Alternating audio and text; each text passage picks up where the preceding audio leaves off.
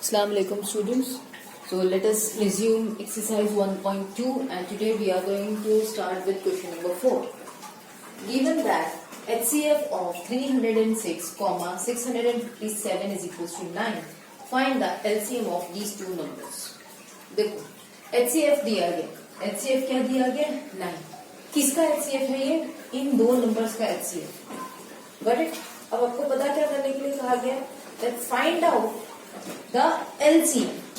Question number 2 में हमने एक रिलेशन पढ़ा था that find LCM and HCF and also verify the relation that LCM into HCF is equals to product of two numbers. ठीक है? So first of all what we do is, since LCM into HCF is equals to product of two numbers, ये relation हम just देखते आए हैं question number 2 में. तो देखो LCM we need to find, HCF जो दिया हुआ है HCF is given as 9, product of two numbers, उन दो नंबर्स का प्रोडक्ट. अब वो दो नंबर कौन कौन से हैं? वो दो नंबर एक में से एक 306 है और एक है 657. So just substitute the value of each one of them and simplify it. So therefore LCM multiply HCF is given as 9 is equals to product of two number, that is 306 multiplied by 657. Now as you know ये जो 9 है LCM से multiply हो रहा है, यहाँ जाएगा तो डिवाइड हो जाएगा. Therefore LCM is equals to 306 multiplied by 657 divided by 9. अब यहाँ पे आप इसे सिंप्लीफाई करेंगे. 9 से चाहे से डिवाइड करो चाहे से डिवाइड करो, क्योंकि ये HCF कहा गया है, मतलब ये दोनों का फैक्टर है. इसका भी फैक्टर है, इससे भी फैक्टर है. किसी को भी डिवाइड करो, आप इसे डिवाइड करोगे, फिर इसको सिंप्लीफाई करोगे और LCM का आंसर निकालोगे and you will submit it to me for correction. Got it? I'm leaving the question till here. The rest of the calculation and the solution should be done by you. Okay? So let us now go with the next question. Moving on to question number 5. Check whether 6 raised to power n can end with the digit 0 for any natural number n. कह रहे हैं कि अगर 6 की power जो n है, ठीक है, 6 की पावर n है, इस n की आप कोई भी वैल्यू ले लो, क्योंकि वो नेचुरल नंबर है ना, कोई भी पावर ले लो, 2 ले लो, 3 ले लो, 10 ले लो, कितनी भी पावर ले लो, तो क्या ये इसे सॉल्व करने पर यूनिट डिजिट 0 आएगा या नहीं आएगा? पहले एक बार एग्जाम्पल सी देख लेते हैं. मान लो अगर 6 की पावर में 1 लेते हो तो क्या हो जाएगा? 6 हो जाएगा. 6 की पावर 2 ले लूं तो क्या हो जाएगा? 36 हो जाएगा. 6 की पावर 3 ले लूं तो क्या हो जाएगा? 216 हो जाएगा. कहा जा रहा है कि क्या ये 0 पर एंड होगा या नहीं होगा. तो हम देख रहे हैं कि नेचुरल नंबर जब हम रख रहे हैं 6 की एज अ पावर, तो हमें कहीं पे भी यूनिट डिजिट 0 नहीं मिल रहा. अब आप कहो कि मैम अगर हम 6 की पावर 0 रखें तो पहली चीज तो ये 6 की पावर 0 का आंसर तो 0 होगा भी नहीं, आंसर तो 1 हो जाएगा. दूसरी चीज, जब हम बात कर रहे हैं ना 0 की, तो 0 नेचुरल नंबर नहीं है. जब हम बात करते हैं नेचुरल नंबर की, तो नेचुरल नंबर स्टार्ट्स फ्रॉम 1. सो ये पॉसिबिलिटीज तो बिल्कुल है ही नहीं. ठीक है, पॉसिबिलिटीज यही है कि आप 1 से लेके कोई भी नंबर आप पुट करो तो क्या यूनिट डिजिट आपको 0 मिल रहा है? हम देख रहे हैं पे हमें नहीं मिल रहा है, 6 ही मिल रहा है हमें यूनिट डिजिट. अब ये तो हमने जस्ट एग्जाम्पल लेके मैंने आपको समझाया, बट मैथमेटिकली हम कैसे बताएं कि अगर कोई नंबर है, ठीक है, उसकी पावर चाहे कुछ भी लेते हैं, तो वो उसकी क्या पॉसिबिलिटीज है कि उसका एंड जो है वो 0 पर है. ठीक है, तो देखो अगर मुझे एंड में 0 चाहिए, अगर मुझे एंड में 0 चाहिए, तो इसका मतलब क्या होगा कि वो नंबर 5 से डिविजिबल होना चाहिए. जाहिर सी बात है, अगर ये 0 होगा किसी भी नंबर में, फॉर एग्जाम्पल मैंने 20 ले लिया तो ये 5 से डिविजिबल है. अगर मैंने 30 ले लिया तो 5 से डिविजिबल है. अगर मैंने 400 ले लिया तो भी 5 से डिविजिबल है. हम क्या कह रहे हैं कि इसका यूनिट डिजिट में 0 होना चाहिए. क्या ये पॉसिबल है या नहीं है? तो देखो, चाहे आप ये वाला नंबर लो, ये वाला नंबर लो या ये वाला नंबर लो, आप इसके प्राइम फैक्टर सब जब निकालते हैं ना तो देखो क्या मिलता है। पहले हम 20 का ले लेते हैं। 20 का क्या हो जाएगा, 2 1 जा, फिर मिल जाएगा 2 5 जा और 5 1 जा, क्या मिला 2 इंटू 2 इंटू 5। 30 का निकाल के देख लेते हैं। ये हमने लिखा 30 यहाँ पर 2 से डिवाइड करते हैं। पहले 2 1 जा, यहाँ पे जाएंगे 2 5 जा, फिर 3 से जाएगा 3 5 जा, फिर 5 से जाएगा 5 1 जा। तो क्या मिला हमें 2 इंटू 3 इंटू 5। ठीक है, 400 का निकालना है हमें। चलो 400 का भी देख लेते हैं। तो 2 से जाएगा पहले, फिर वापस 2 से जाएगा, फिर 2 से जाएगा, फिर 2 से जाएगा, फिर 5 से जाएगा, लाइक दिस। तो 400 को हम किस तरह से लिखते हैं, 2 into 2 into 2 into 2 into 5 into 5।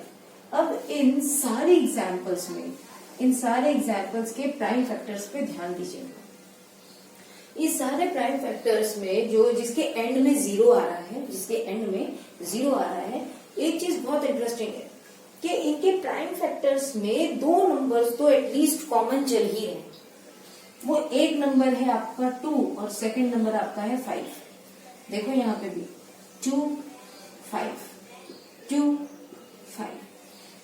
2 और 5 आपको हर उस नंबर में मिलेगा, हर उस नंबर के प्राइम फैक्टर्स पे मिलेगा जिसका एंड 0 पर होता है। कोई भी नंबर ले लीजिए, you can choose any number जिसके एंड में 0। जब आप उसके प्राइम फैक्टर्स निकालेंगे तो आपको कॉम्बिनेशन 2 इंटू 5 के कॉम्बिनेशन में ही मिलेगा।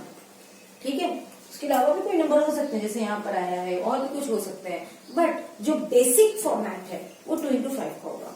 याद कीजिए, हमने इससे पहले वाले लास्ट ईयर में शायद आपने पढ़ा हो, if I am not wrong, yes of course, last year में पढ़ा था कि हम अज्यूम अगर करते हैं कि P अपॉन Q एक रैशनल नंबर है, तो क्या पॉसिबिलिटीज है कि इसका डेसिमल एक्सपांशन टर्मिनेटिंग होगा।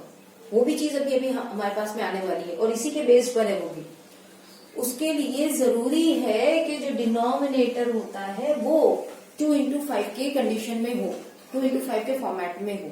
So just overall coming from here कि किसी भी नंबर जिसका एंड 0 होता है, कोई भी नंबर जिसका एंड 0 होता है, उसके प्राइम फैक्टर्स में 2 इंटू 5 का कॉम्बिनेशन होना चाहिए। तभी हम कह सकते हैं कि फिर उसका कितना भी आप स्क्वायर ले लो। जैसे कि यहाँ पे अगर मैंने 20 का स्क्वायर ले लिया तो 40 हो जाएगा, 400 हो जाएगा। अगर मैंने 10 का स्क्वायर ले लिया तो 100 हो जाएगा। 10 को अगर मैं क्या कहते हैं वो ले इसके प्राइम फैक्टर्स, तो ये हो जाएगा 2 इंटू 5, ये हो जाएगा 2 इंटू 2 इंटू 5 इंटू 5। देख लो आ रहे हैं फैक्टर्स 2 इंटू 5। 2 इंटू 5 जो है ना वो कॉमन निकल रहा है हर जगह पर। Got it. तो हम इसका आंसर ये देखा जाता है, एक तरह से थ्योरेटिकल क्वेश्चन है, बस समझना ये है कि अगर कोई नंबर को 0 पे एंड होना है तो जरूरी है कि उस नंबर के प्राइम फैक्टर्स में 2 इंटू 5 का कॉम्बिनेशन हो। Got it. So let's solve this question. तो हम सोल्यूशन किस तरह से लिखेंगे, the number which ends with digit 0 should contain 2 into 5 as prime factors। ठीक है, वो कोई भी नंबर हो उसमें 2 into 5 का ये कॉम्बिनेशन आना जरूरी है।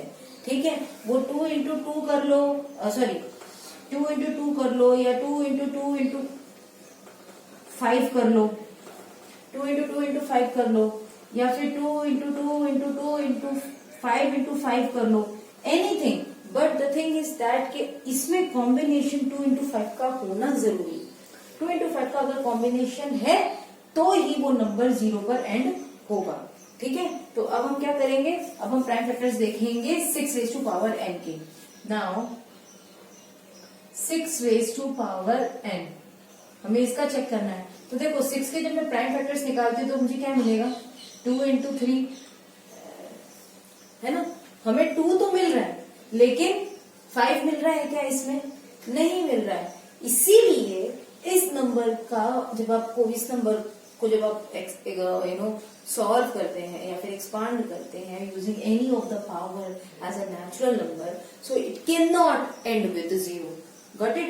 इसीलिए हम कह रहे हैं क्योंकि देखो 2 तो आ रहा है लेकिन 5 यहाँ पर नहीं आ रहा है ना, क्योंकि इसमें ये कॉम्बिनेशन 2 into 5 का कॉम्बिनेशन है ही नहीं इस नंबर के अंदर, 6 के अंदर. इसीलिए ये नंबर का आप चाहे कितनी बार भी आप उसका स्क्वायर निकाल लो, क्यूब निकाल लो, चाहे कोई भी पावर यूज कर लो, वो 0 से एंड नहीं हो सकता. तो आप आंसर क्या लिखोगे? Therefore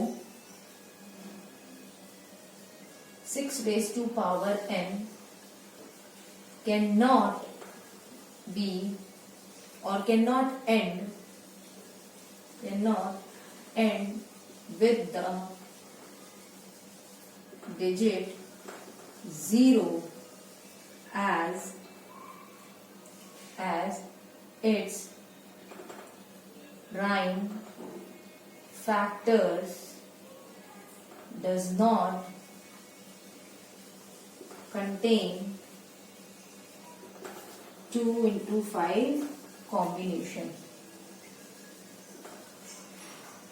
क्योंकि 6 के जो प्राइम फैक्टर्स निकालते हैं उसके प्राइम फैक्टर्स कॉम्बिनेशन 2 into 5 का नहीं है, इसीलिए 6 की पावर कितनी भी आप ले लो वो 0 पर एंड नहीं होगी.